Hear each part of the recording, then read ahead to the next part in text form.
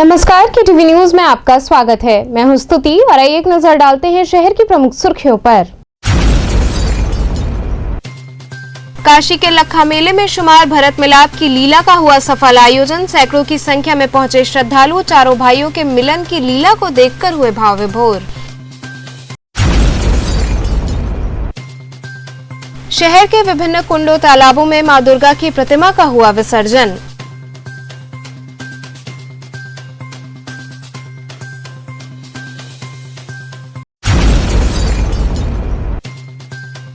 रावण के पुतले के दहन के साथ ही मनाया गया विजयादशमी पर्व।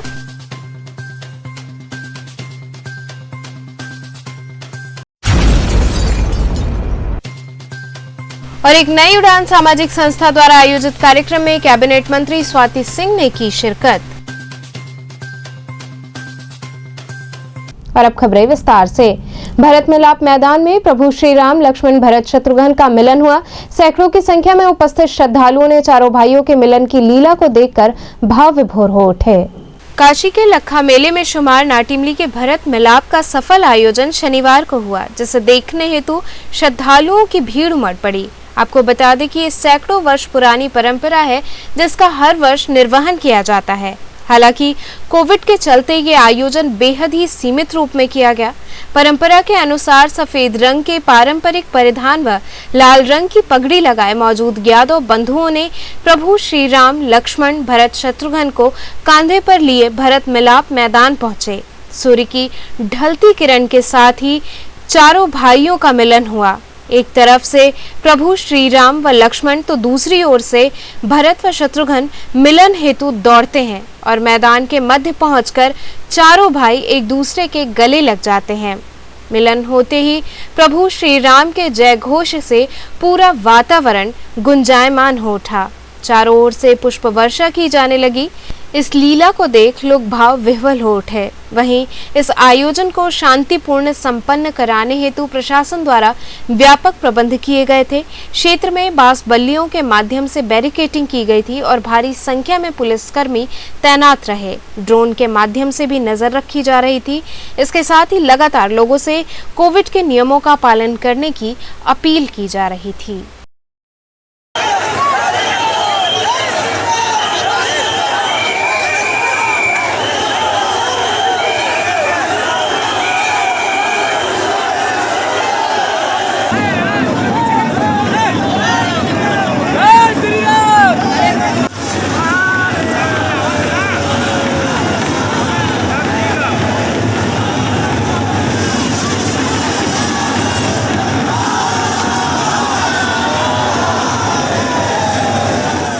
गुरुजी, कितनी पुरानी ये परंपरा है, आज क्या है यहाँ पे?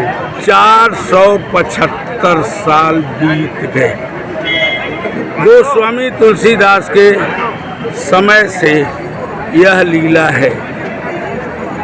इस लीला को पहले वाराणसी में जो लीला होती थी वो वाल्मीकि रामायण के अनुसार मेघा भगत जी कराते थे।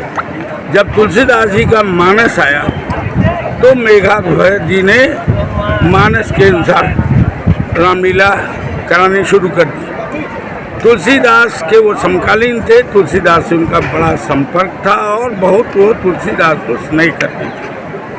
तुलसीदास को भगवान का दर्शन था, ये बात मेघा भगत को मालूम थी। वो भी चाहते थे कि भगवान का उन्हें दर्शन।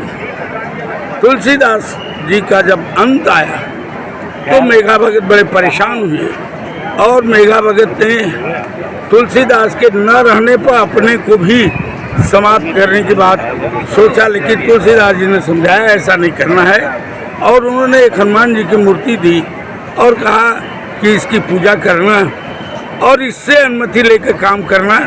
मूर्ति जैसा आपको निर्देशित करेगी वैसा करना। करने लगे। उसके बाद मूर्ति ने उनको कहा, मैंने संकेत दिया, स्वप्न दिया कि अयोध्या जाओ और वो अयोध्या के लिए चल दिए। वहाँ पहुँचने के बाद थके हुए थे, विश्राम करने लगे और उसी समय दो बालक आए खेलते हुए और उन्होंने अपना धनुष बाण दिया, कहा इसको लेके रखो, हम अभी आते हैं ले जाएंगे। लेकिन वो लड़के आए नहीं, ये इंतजार ही करते रह गए।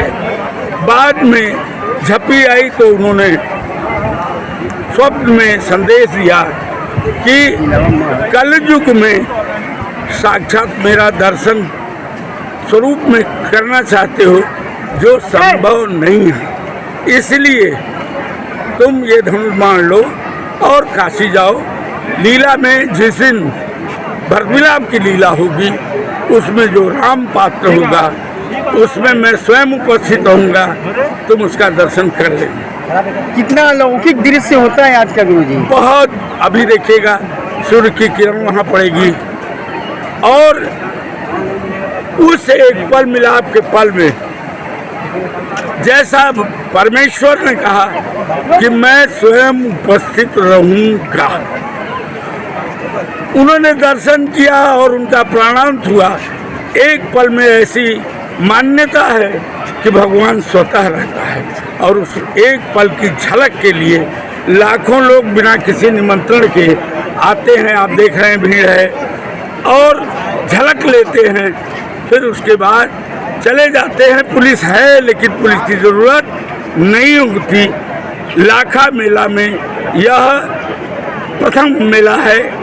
दूसरा जो है वो नागनथिया वाली लीला, तीसरी चेतगंज की नकटिया और चौथी पहला था बुढ़वा मंगल, अब तो देव दिवाली ने उसका स्थान ले लिया है।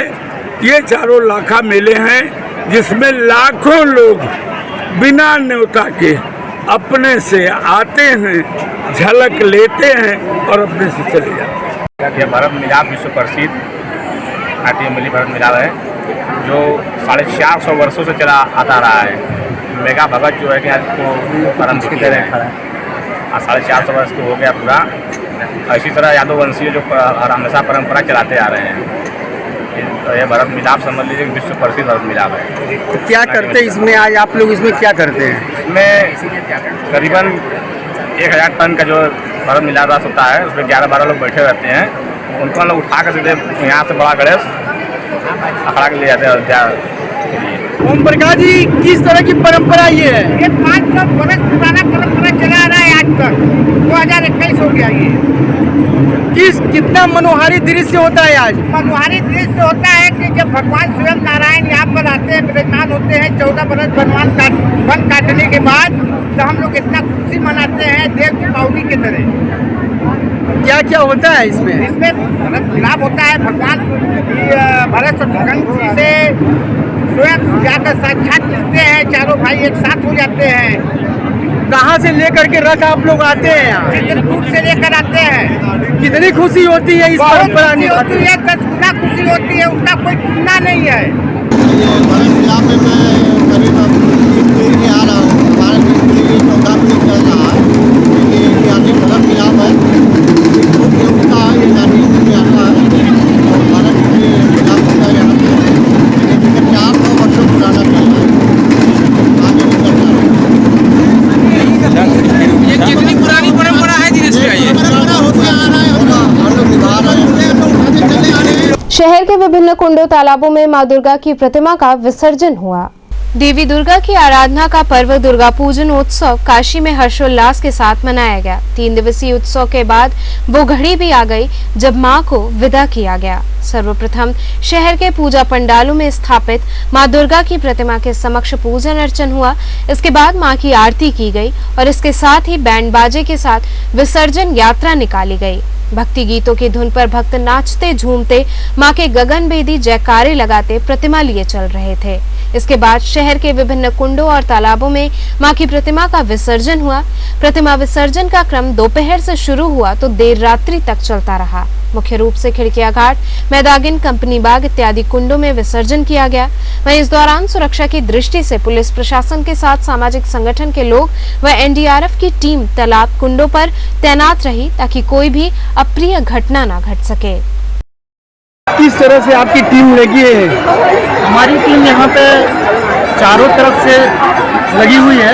जहाँ से मूर्ति को, प्रतिमा को अंदर लाया जा रहा है वहाँ पे हमारे एक्सपर्ट स्विमर भी है, जहाँ पर किसी प्रकार की घटना होने पर तुरंत उसको रिकवर कर दिया जाए। तो अभी तक कितनी लगभग मूर्तियाँ आ चुकी हैं और किस तरह से आप लोग सहयोग दे रहे हैं? यहाँ पर अभी तक कम से कम 50 मूर्तियाँ लगभग आ चुकी और हम सिविल पुलिस के साथ साथ हम पूरा सहयोग दे रहे हैं ताकि किसी प्रकार का घटना ना हो। आगे क्या कहना चाहेंगे लोगों को, जिस तरह से कोरोना काल के बाद से अब जाके इस जगह लोगों में खुशी की लहर है, आप लोगों ने लगातार मदद किया है, क्या संदेश देना चाहेंगे? हम तो यही भगवान से भी प्रार्थना करेंगे कि आने वाला समय इससे भी बढ़िया हो ताकि एक मानवीय जीवन सुचारू रूप से चल सके, सबका जीविका चलाना आसान है। मूर्ति विसर्जन कर रहे हैं आप लोग, क्या संदेश देना चाहते हैं? माँ इतने दिनों बाद, कोरोना काल के बाद आज इतनी धूम मची है। जी, नवरात्र में बहुत दिन बाद, करीब 2 सालों बाद, कोविड ख़त्म होने के बाद ये इतना उत्साह लोगों के बीच में देखने को मिला। और माता रानी सब पर कृपा करे कि ये कोरोना अब जड़ से ख़त्म हो जाए, पूरे देश प्रदेश पूरे विश्व से। बस इसी कामना के साथ हम लोग विसर्जन करने के बाद माँ से भी यही प्रार्थना की कि ये कोरोना फिर पुनः इस स्थिति में देश का पुलिस प्रशासन का सहयोग मिला आप लोगों को? जी, भरपूर, एकदम भरपूर पूरा भरपूर सहयोग प्रशासन का तो कोरोना कोविड के समय से ही पूरा योगदान रहा। आज नहीं तो देश की स्थिति कुछ और होती। रावण के पुतले के दहन के साथ ही विजयादशमी का पर्व मनाया गया। धर्मनगरी काशी में दशहरे की धूम देखने को मिली। भोजूबीर क्षेत्र में रावण के पुतले का दहन किया गया। कोरोना काल के बाद पड़े इस दशहरे पर्व में हजारों की संख्या में पहुंचे श्रद्धालुओं ने भगवान श्री राम रावण का युद्ध देखा। इसके बाद रावण दहन होते ही जय श्री राम व हर हर महादेव का उद्घोष गूंज उठा। इस मौके पर मंत्री रविंद्र जायसवाल भी मौजूद रहे। उन्होंने काशी की जनता को विजयादशमी पर्व की बधाई देते हुए कहा कि ये बुराई पर अच्छाई की जीत का त्योहार है, इसलिए अपने मन के अभिमान घमंड को नष्ट करें। मंत्री रविंद्र जायसवाल ने कहा कि कोरोना अभी पूरी तरह से खत्म नहीं हुआ है, इसलिए बहुत ही सावधानी बरतने की आवश्यकता है।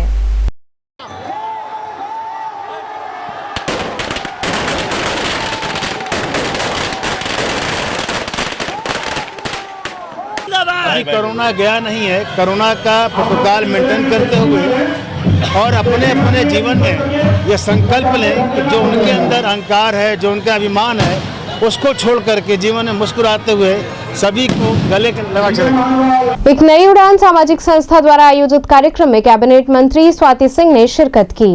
सामाजिक संस्था एक नई उड़ान द्वारा आयोजित कार्यक्रम में कैबिनेट मंत्री स्वाति सिंह शिरकत करने वाराणसी पहुंची। मुख्य अतिथि के रूप में उपस्थित कैबिनेट मंत्री का स्वागत उन्हें अंगवस्त्रम व स्मृति चिन्ह प्रदान कर किया गया। इस दौरान कैबिनेट मंत्री ने कहा कि सभी राजनीतिक दल और बीजेपी में काफी अंतर है। चुनाव आने के बाद नेता रैली करते हैं, लेकिन बीजेपी काम करती है। उन्होंने कहा कि किसानों को कुछ लोग बरगलाने का काम कर रहे हैं। सरकार के काम से किसान संतुष्ट हैं। मैं एक समीक्षा बैठक के लिए वाराणसी में आई थी और यहाँ पर एक कार्यक्रम है, एक संस्था के माध्यम से कार्यक्रम किया जा रहा है जो महिलाओं से जुड़ा हुआ कार्यक्रम है और जो मेंस्ट्रुअल साइकिल होता है महिलाओं का, सैनिटरी नैपकिन से जुड़ा हुआ मामला है। उस कार्यक्रम के लिए यहाँ पर आगामी विधानसभा चुनाव आ रहा है, किस तरीके से देखती हैं? क्योंकि अब कांग्रेस भी अब जमीन पर उतर चुकी, रैली कर रही है, अखिलेश यादव भी रैली कर रहे हैं लगातार। भारतीय जनता पार्टी और अन्य पार्टियों में यही अंतर है कि चाहे दूसरी जितनी भी पार्टियां हैं वो चुनाव को जब सामने देखती है तब काम करने के लिए आते हैं, या आप जो बोल रहे हैं सिर्फ रैली वो करते हैं। और भारतीय जनता पार्टी शुरू से, क्योंकि हमें पता है कि इस देश के लोगों ने और हमारे प्रदेश के लोगों ने बहुत विश्वास जताया है भारतीय जनता पार्टी में। हम शुरू से उनके लिए काम करते आए हैं और भविष्य में भी काम करते रहेंगे। अभी फिलहाल में प्रियंका गांधी ने रैली किया, उन्होंने कहा कि मेरा रैली अच्छा रहा और किसान के नाम पे उन्होंने रैली किया, किसान के मुद्दे को लेकर के रैली किया। तो किस मुझे लगता है कि कहीं ना कहीं आप देख सकते हैं कि किसान अगर संतुष्ट नहीं होते तो माननीय मुख्यमंत्री जी ने किसान सम्मान एक रैली किया था, लखनऊ में हुआ था, उसमें कितने संख्या में लोग आए थे वो भी आपने देखा होगा। तो सभी किसान संतुष्ट हैं। कहीं ना कहीं लोगों को प्रोवोक किया जा रहा है, बरगलाया जा रहा है, वो सब किसान नहीं है। राजेंद्र प्रसाद घाट पर आयोजित नवरात्रि महोत्सव का समापन हुआ। इस दौरान पद्मश्री मालिनी अवस्थी द्वारा एक से बढ़कर एक भजन व गीतों की प्रस्तुति की गई। काशी स्वयं में एक महोत्सव है। यह उत्सव धर्मी प्रधान नगरी है। इसे 7 बार 9 त्योहार की मान्यता प्राप्त है। यहाँ हर गली, हर क्षेत्र में एक सांस्कृतिक आस्था बसती है। इसी आस्था को भव्यता प्रदान कर नवरात्रि महोत्सव का स्वरूप दिया गया। ये बातें शुक्रवार को राजेंद्र प्रसाद घाट पर विगत 7 अक्टूबर से प्रारंभ 9 दिवसीय नवरात्रि महोत्सव के समापन निशा पर उत्तर प्रदेश सरकार के पर्यटन, संस्कृति, धर्मार्थ व प्रोटोकॉल राज्य मंत्री डॉक्टर नीलकंठ तिवारी ने कही। नवरात्रि महोत्सव की समापन संध्या का शुभारंभ संयुक्त रूप से दीप प्रज्वलन राज्य मंत्री डॉक्टर नीलकंठ तिवारी, आश्रय सेवा संस्था के डॉक्टर वीरेंद्र प्रताप सिंह, सुबह बनारस के प्रमोद कुमार मिश्र, डॉक्टर रत्नेश्वर वर्मा, दीपक मिश्रा इत्यादि लोगों ने किया। इसके बाद विभिन्न क्षेत्रों के विद्वान व गणमान्य अतिथियों को स्मृति चिन्ह व अंग वस्त्र प्रदान कर राज्य मंत्री द्वारा सम्मानित किया गया। महोत्सव के समापन पर आयोजित सांस्कृतिक संध्या में सर्वप्रथम गायक शुभम त्रिपाठी ने भजन प्रस्तुत किया। इसके उपरांत प्रीतम सिंह का तबला वादन व युगल किशोर सिंह का गायन हुआ। तबला सम्राट स्वर्गीय किशन महाराज के पुत्र पंडित पूरन महाराज ने अपने तबला वाद्य से उपस्थित श्रोताओं को मंत्रमुग्ध कर दिया। इसके उपरांत डॉक्टर शिवानी आचार्य एवं नीलम सिंह का युगल गायन हुआ। युवा कथक कलाकार विशाल कृष्ण ने भी अपनी हाजिरी लगाई। अंतिम प्रस्तुति प्रख्यात लोक गायिका पद्मश्री मालिनी अवस्थी के भावमय भजन व गीतों की रही। मालिनी अवस्थी ने अपने सुरीली आवाज से देवी को समर्पित भजन गाना शुरू किया। उन्होंने सुमधुर भजन व गीत प्रस्तुत कर भक्त श्रोताओं को आनंदित कर दिया। इस दौरान भाजपा महानगर अध्यक्ष विद्यासागर राय, मंजू मिश्रा, संदीप चौरसिया, गोपाल गुप्ता, नरसिंह दास इत्यादि लोग उपस्थित रहे। बड़ा लंबा, बड़ा सुंदर पचरा है।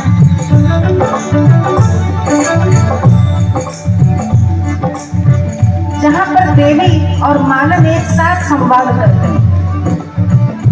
मानव देवी से कहती और अपने कुशल खैर बताओ, गांव का क्या समाचार है।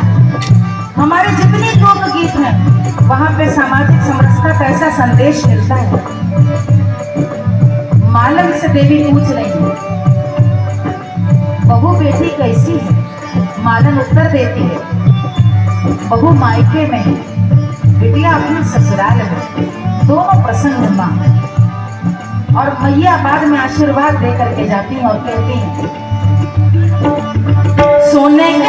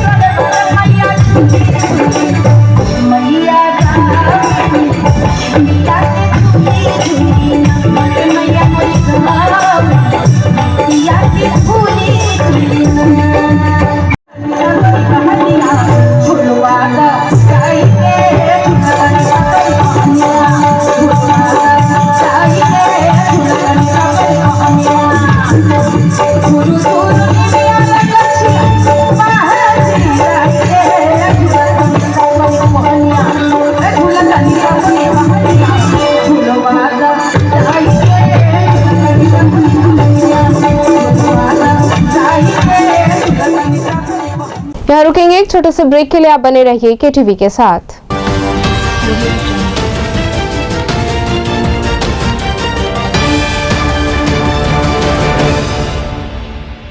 खबरों से जुड़े रहने के लिए हमारे चैनल KTV वाराणसी को सब्सक्राइब करें और लेटेस्ट अपडेट्स के लिए बेल आइकन को प्रेस करें।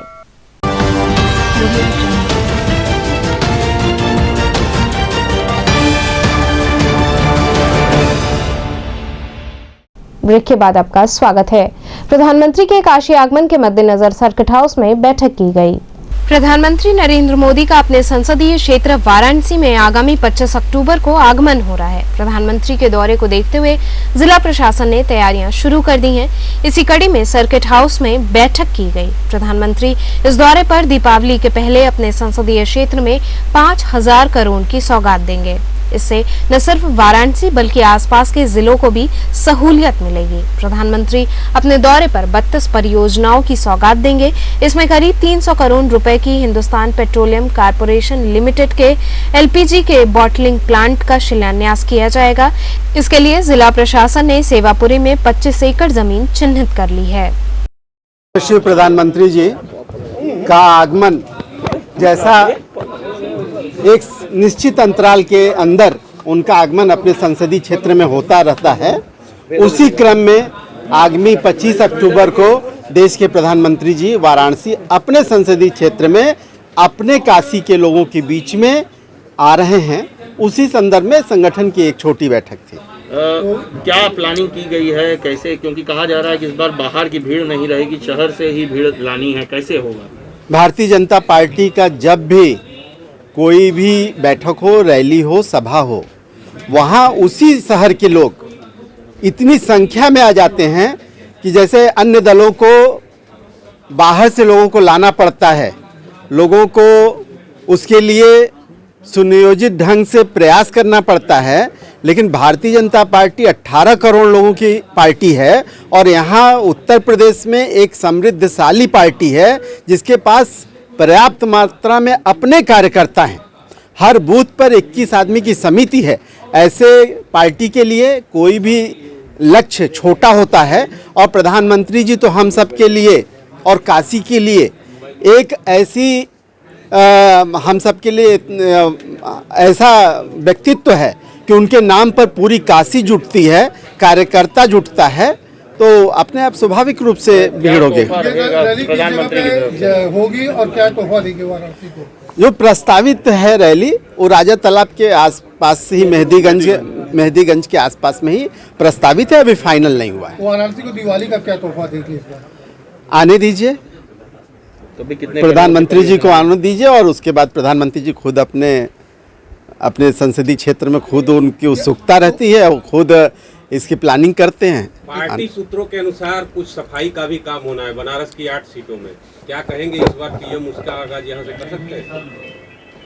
PM तो दिल्ली के लाल किले से स्वच्छता का अभियान चलाते हैं। पार्टी में नेताओं की बात करें तो नहीं, ऐसा कोई विषय नहीं है। सनातन धर्म इंटर कॉलेज में आयोजित दुर्गा पूजनोत्सव में विविध कार्यक्रम आयोजित हुए।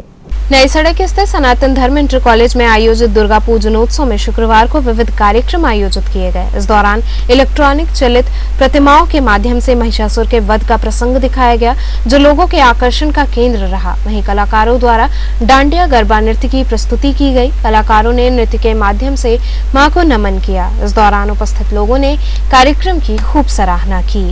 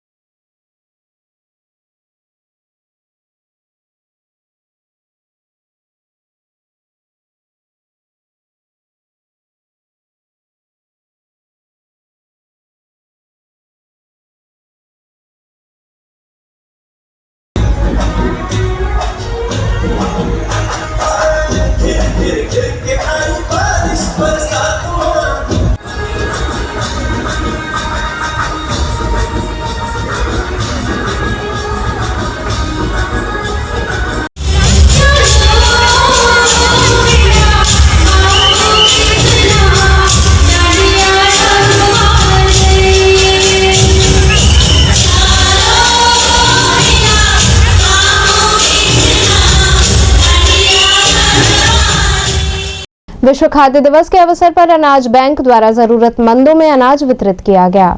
विश्व खाद्य दिवस के अवसर पर विशाल भारत संस्थान द्वारा संचालित अनाज बैंक ने लम्ही गांव के चिन्हित परिवारों को अनाज वितरित किया। अनाज बैंक के संस्थापक चेयरमैन डॉक्टर राजीव ने लम्ही में 70 परिवारों को अनाज देकर भूख से मुक्ति की गारंटी दी।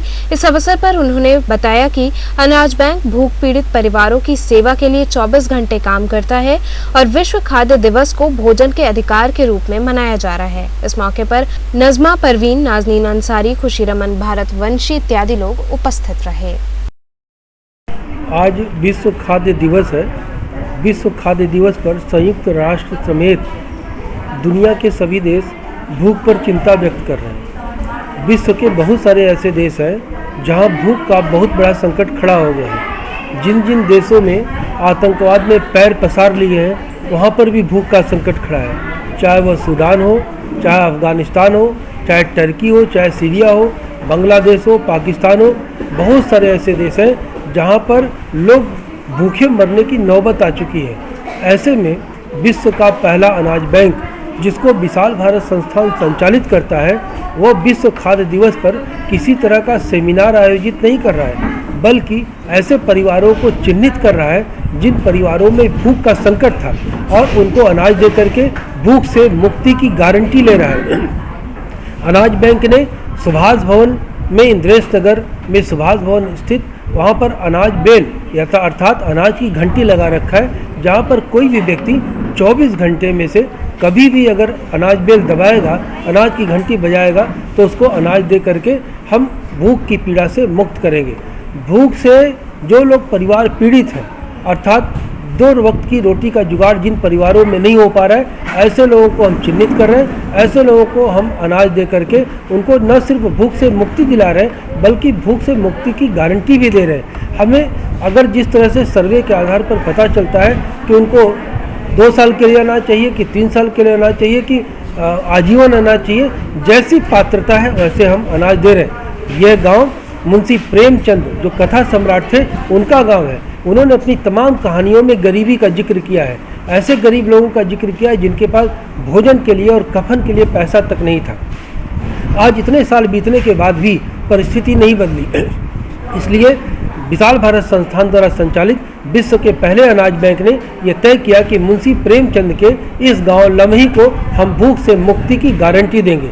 और विश्व खाद्य दिवस पर यह संकल्प हमने लिया है कि लम्ही गांव में एक भी व्यक्ति भूखा नहीं रहेगा और जो भी भूख से पीड़ित परिवार है उनको भूख से मुक्ति के गारंटी का पत्र सौंपा जाएगा, ताकि उनको प्रत्येक परिस्थिति में कभी भी अनाज दिया जा सके और उनका परिवार भूखा न सोए।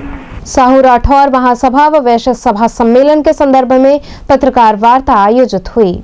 पत्रकारों से मुखातिब होते हुए पूर्व सपा महानगर अध्यक्ष राजकुमार जायसवाल ने बताया कि आगामी 18 अक्टूबर को पांडेपुर में साहू राठौर महासभा व वैश्य सभा के सम्मेलन का आयोजन किया जा रहा है। उन्होंने बताया कि इस कार्यक्रम में मुख्य अतिथि के रूप में समाजवादी साहू राठौर महासभा के राष्ट्रीय अध्यक्ष जगजीवन प्रसाद बाबू उपस्थित होंगे व विशिष्ट अतिथि प्रदेश अध्यक्ष मोहन लाल गुप्ता होंगे।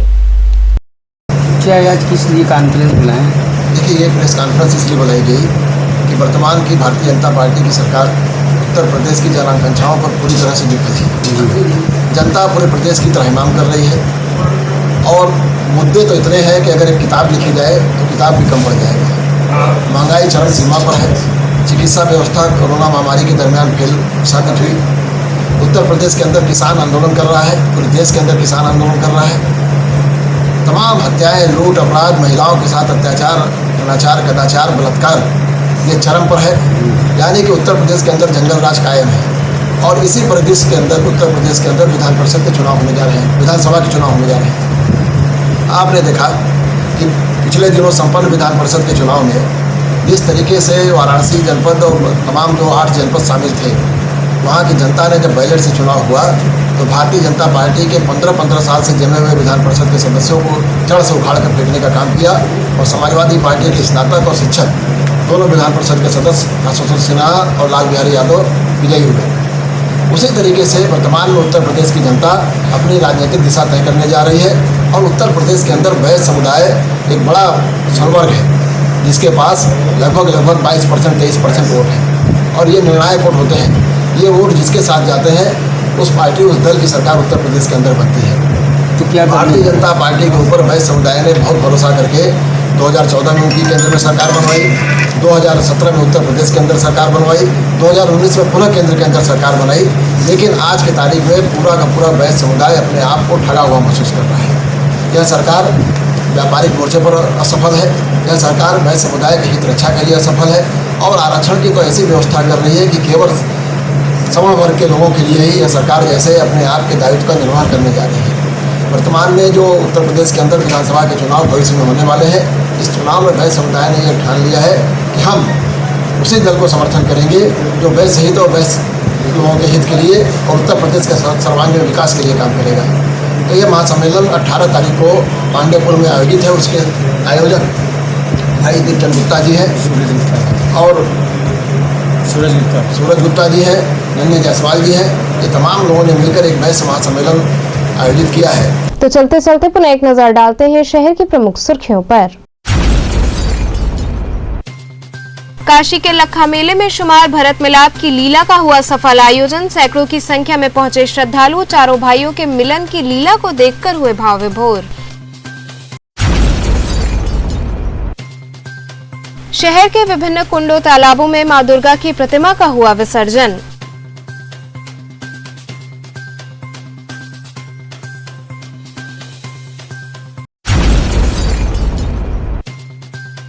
रावण के पुतले के दहन के साथ ही मनाया गया विजयादशमी पर्व।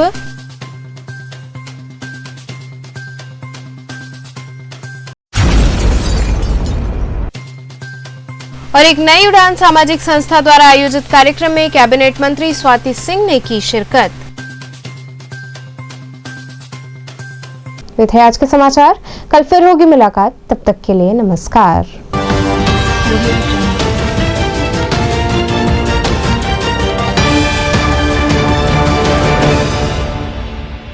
खबरों से जुड़े रहने के लिए हमारे चैनल KTV वाराणसी को सब्सक्राइब करें और लेटेस्ट अपडेट्स के लिए बेल आइकन को प्रेस करें।